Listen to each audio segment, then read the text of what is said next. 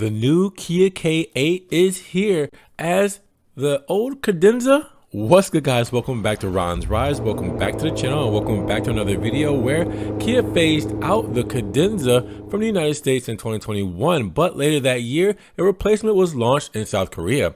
Now in its domestic market, the big sedan had been known as the K7, but for the latest generation it switched to the K8 moniker, and now there's a mid-cycle update in typical Kia fashion. The changes are significant even though it is technically just a facelift. Now, in keeping with Kia's latest design language, the K8 gets vertical headlights, lending the car a futuristic appearance, where the front end also has been fully redesigned compared to the pre-facelift model, and there's now a wide LED strip to bridge a connection between the headlights. Now, Kia has also moved its logo from the bumper to the bottom of the hood. Now, the changes at the back are less obvious, but happy to report that the ghastly face exhaust tips are now a thing of the past. Now, the taillights have been seemingly carried over, while the restyled bumper has a cleaner appearance.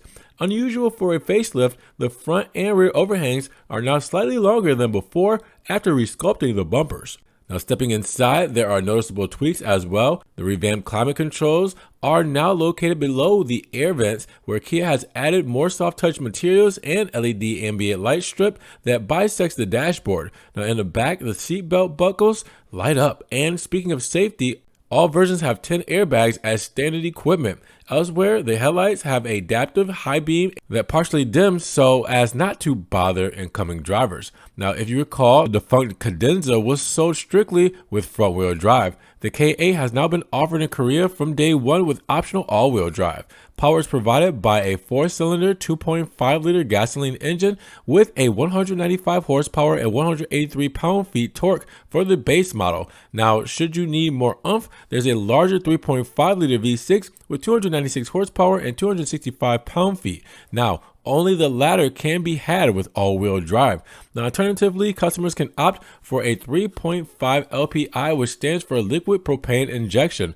That one has 237 horsepower and 231 pound-feet of torque. Now, the last powertrain available is a hybrid 1.6-liter unit rated at a combined 227 horsepower and 258 pound-feet of torque. Now, when it comes to pricing, the cheapest of the lot is the equivalent to that of around $27,300 at current exchange rates, which seems more than reasonable. Now, even at a range topper, it's a good deal at $37,800. Now, all versions except the hybrid go on sale this month, and the electrified model will follow once Kia obtains the necessary certification. So, with that said, minor updates for the K8, but what do you guys think about this large sedan that is basically a cadenza replacement? Drop those comments down below. And if you guys did enjoy the video today, make sure you give it a big thumbs up. Make sure you guys subscribe to the channel, click the notification bell, and check the links in the description if you want to help further support the channel. And we will see you guys in the next video. Peace.